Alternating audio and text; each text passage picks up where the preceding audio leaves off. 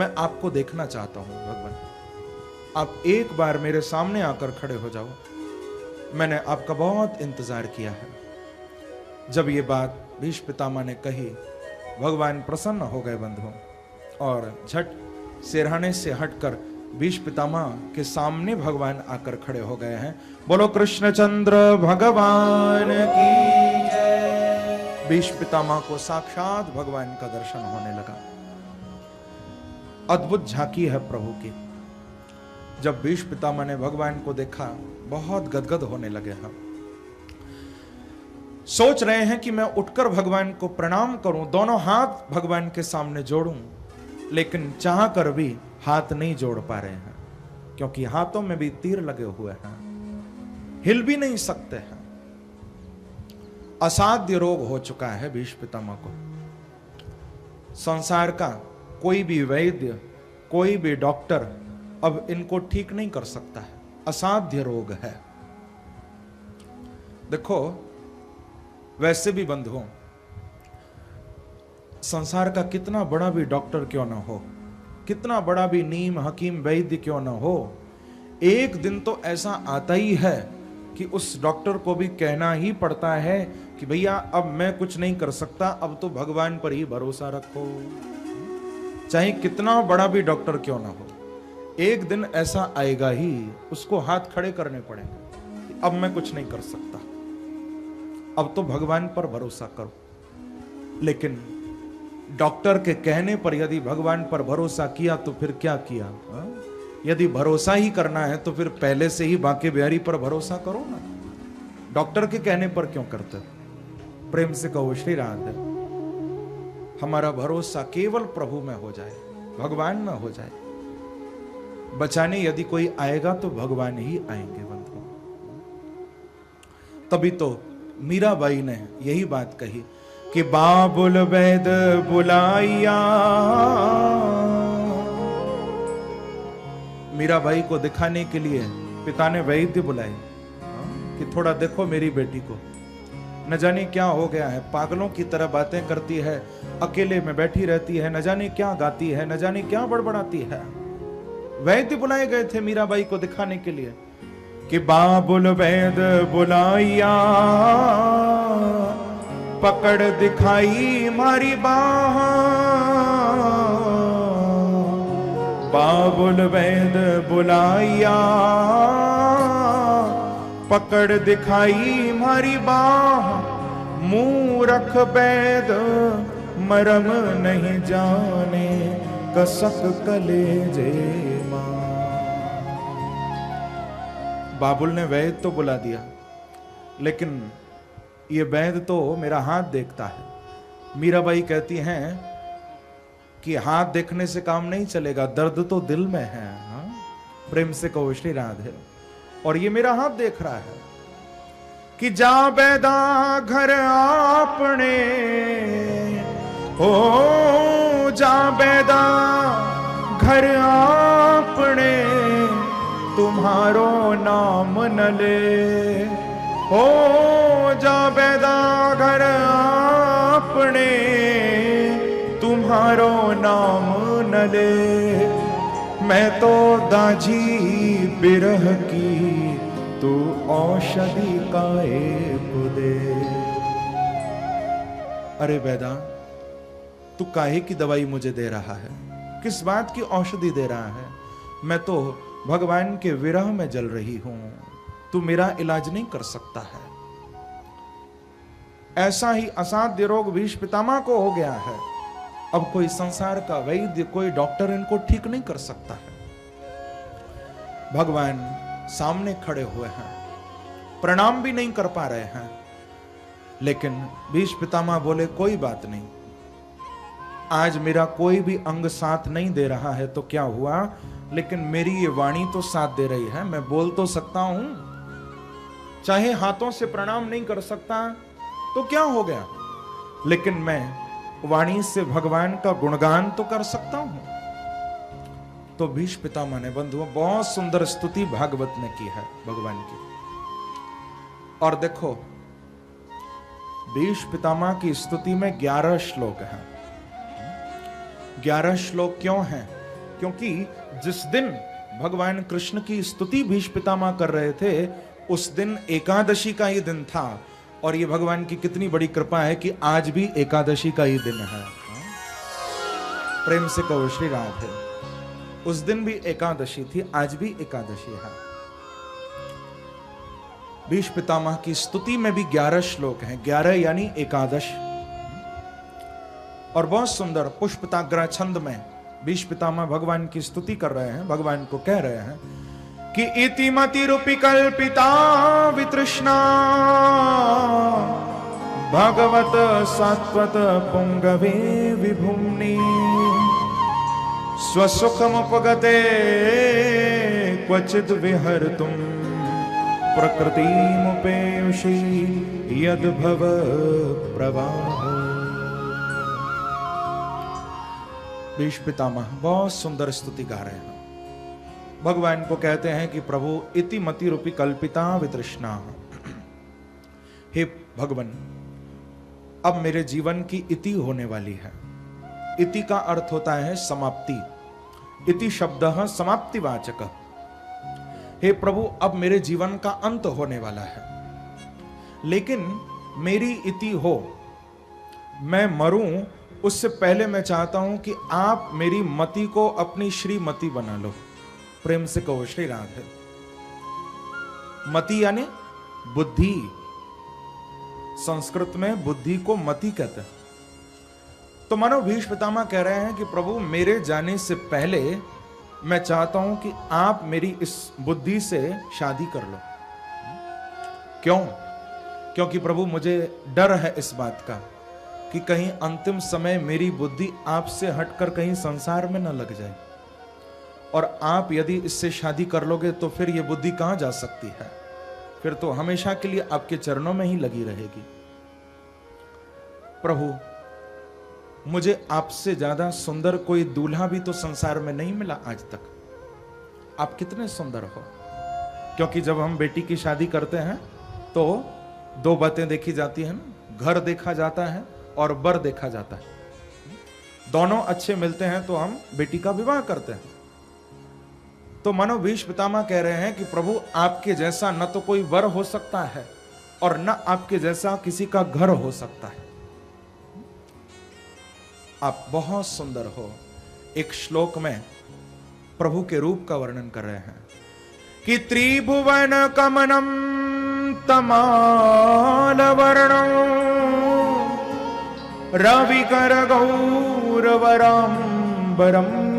दधाने वपुरलक कुलावृताननाब्जम विजय सखे रतिरस्तु में नवद्या। कहते हैं कि भगवान त्रिभुवन कमनम तमाल वर्णम, आपका रूप कितना सुंदर है प्रभु। तीनों लोकों में आपके जैसा कोई सुंदर नहीं हो सकता, आप इतने सुंदर हो। देखो हमारे प्रभु का एक नाम है, आपने सुना होगा, श्याम सुंदर। प्रेम से कहो श्री राधे। भगवान का एक नाम है श्याम सुंदर। वो श्याम भी हैं और सुंदर भी हैं। संसार में तो जो गोरा होता है हम उसको कहते हैं कि ये बड़ा सुंदर है, लेकिन हमारे बांके बिहारी श्याम भी हैं और सुंदर भी हैं।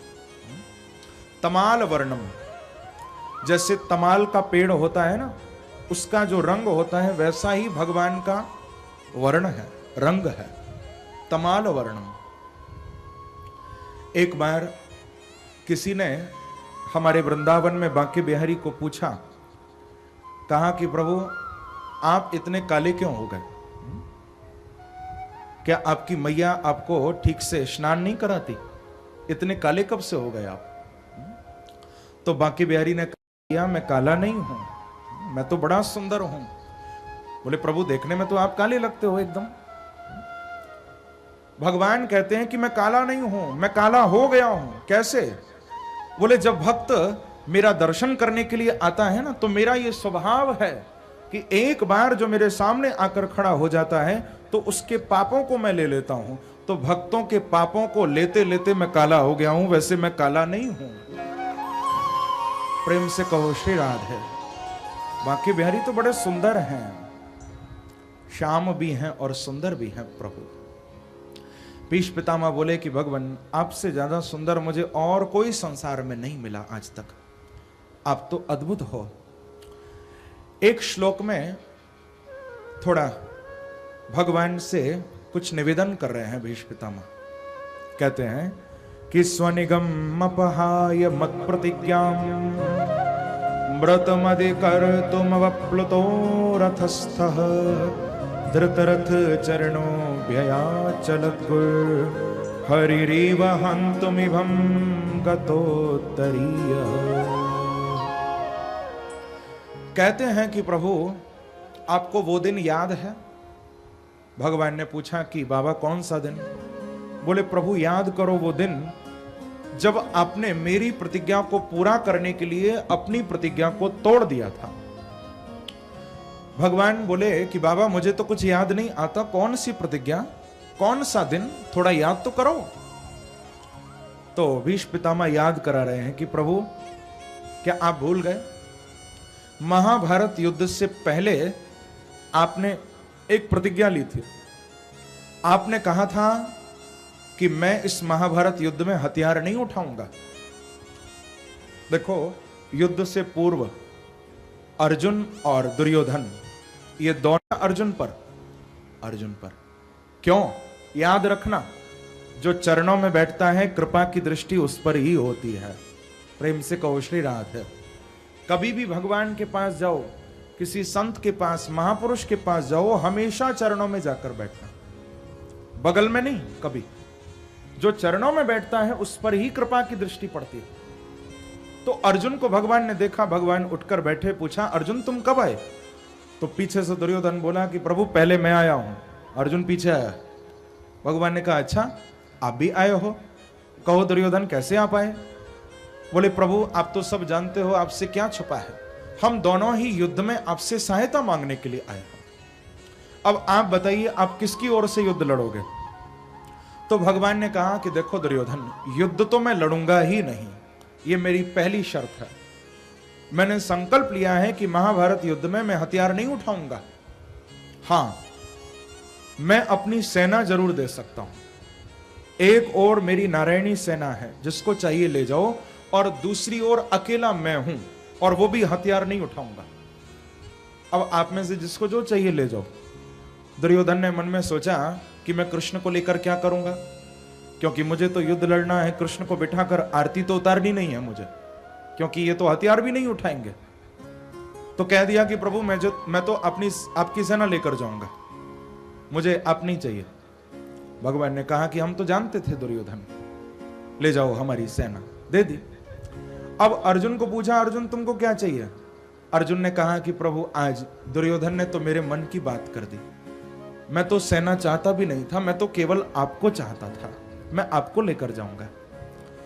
भगवान बोले अर्जुन तूने ये क्या मांग लिया? अरे मैं तो पहले ही बोल चुका हूं कि भैया मैं हथियार नहीं उठाऊंगा, तो फिर तू क्या करेगा मुझे लेकर? अर्जुन ने कहा कि प्रभु आपसे हथियार उठवाता भी कौन है, हथियार नहीं उठवाना मुझे, मैं तो बस इतना चाहता हूं कि आप मेरे रथ की डोर संभाल लेना बस। हथियार नहीं उठवाना आपसे, आप बस मेरे रथ की बागडोर संभाल लेना प्रभु, क्योंकि जब आप मेरे सारथी बन जाओगे, जब आप मेरा रथ चलाओगे तो याद रखना आगे आप होंगे, पीछे मैं होऊंगा। हाँ क्योंकि आप सारथी हो, सारथी आगे होता है, तो उस रथ पर आगे आप बैठे होंगे प्रभु और पीछे मैं होऊंगा। और यह भी याद रखना कि उस युद्ध में यदि हार होगी तो आपकी और जीत होगी तो भक्त अर्जुन की होगी। भगवान मुस्कुराए और बोले कि अर्जुन यदि ऐसी बात है तो फिर मैं तेरा रथ चलाऊंगा, कोई तुझे हरा नहीं सकता। तो प्रभु ने अर्जुन का रथ चलाया। परंतु जब महाभारत युद्ध शुरू हो गया और युद्ध को 9 दिन हो गए थे और अभी तक पांडव पक्ष में से किसी भी वीर की मृत्यु नहीं हुई थी, तो दुर्योधन आया भीष्म पितामह के पास। भीष्म पितामह सेनापति है। दुर्योधन ने आकर कहा कि बाबा मुझे ऐसा लगता है कि आज ही मुझे घोषणा कर देनी चाहिए कि पांडव जीत गए हैं और मैं हार गया हूं। भीष्म पितामह ने कहा कि अर्जुन, अभी अभी तो युद्ध शुरू हुआ, 9 ही दिन तो निकले हैं, अभी से तू क्यों फैसला लेता है, युद्ध लड़। तो दुर्योधन ने कहा कि नहीं नहीं बाबा, मैं समझ गया हूं कि आप अंदर से पांडवों से प्यार करते हो, आप पांडवों को मारना नहीं चाहते, तभी तो 9 दिन हो गए, अभी तक पांडवों में से कोई भी नहीं मरा, क्योंकि आप चाहते नहीं हो मारना। और जब आप ही नहीं चाहते तो फिर मेरी तो हार पक्की है, तो मैं कल हारूं, इससे अच्छा कि मैं आज ही कह दूं कि मैं हार गया। ये बात जब भीष्म पितामह ने सुनी तो बोले कि नहीं नहीं दुर्योधन, अभी तू नहीं जानता, मैं तो इन पांडवों को बहुत मारना चाहता हूं, खूब इनको हराना चाहता हूं, खूब मारना चाहता हूं, लेकिन जब जब पांडवों को मारने के लिए मैं आगे बढ़ता हूं, बोले तब तब ये टेढ़ी टांग वाला बीच में आ जाता, ये किसी को मरने नहीं देगा, जब तक कृष्ण है पांडवों की ओर कोई नहीं मर सकता। ये बात जब सुनी तो दुर्योधन ने कहा कि बाबा, यदि ऐसी बात है तो आप भी तो अखंड ब्रह्मचारी हो। देखो, भीष्म का अर्थ होता है भीषयति काम शत्रुम इति भीष्म, जिसके आगे काम रूपी शत्रु भयभीत रहे, जिन्होंने सारी कामनाओं को जीत रखा, जो परम जितेंद्रिय हैं, ऐसे भीष्म पितामह, जिन्होंने जीवन पर्यंत विवाह नहीं किया, ब्रह्मचर्य व्रत का पालन किया। दुर्योधन ने कहा कि बाबा, एक बार आप प्रतिज्ञा करके तो देखो, आपकी प्रतिज्ञा के आगे तो कृष्ण को भी झुकना पड़ेगा, आप संकल्प तो लो। अब दुर्योधन ने थोड़ा उकसा दिया, क्योंकि बहुत से लोग ऐसे होते हैं ना, कोई खूब बड़ाई कर दे, आप ऐसे हो, आप वैसे हो, अरे आप क्या नहीं कर सकते, तो लोग एकदम ताव में आ जाते हैं कि अच्छा ऐसी बात है तो फिर हम ये करके दिखाएंगे।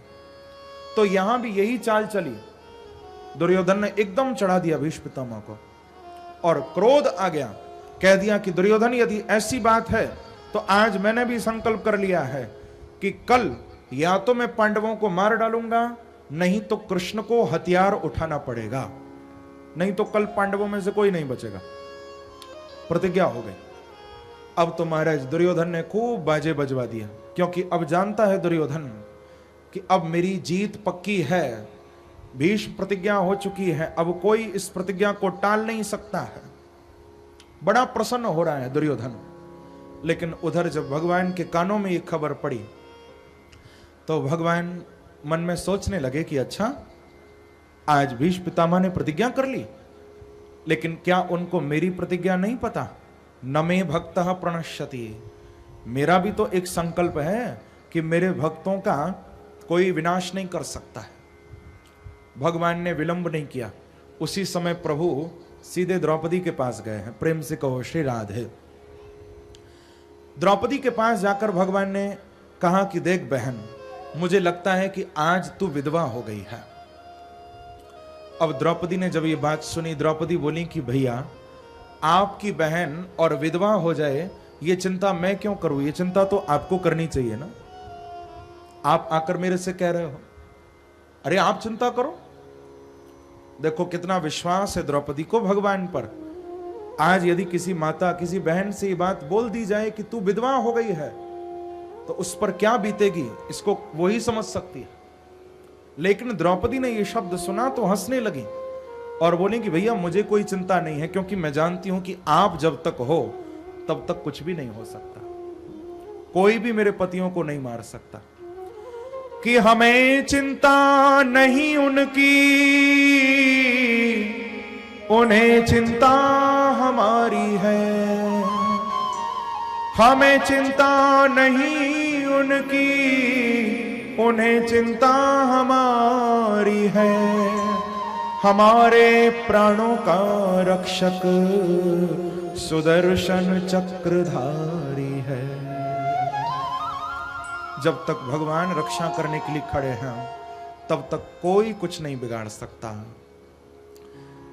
द्रौपदी ने जब ये बात कही तो भगवान बोले कि बहन, अब बातें करने का टाइम नहीं है, हमको बहुत काम करना है, क्योंकि आज भीष्म पितामह की प्रतिज्ञा हुई है।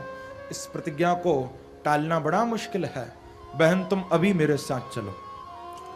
अब देखो उस समय अमृत बेला हो रही थी, सुबह के 4 बज रहे थे, अंधेरा हो रहा था।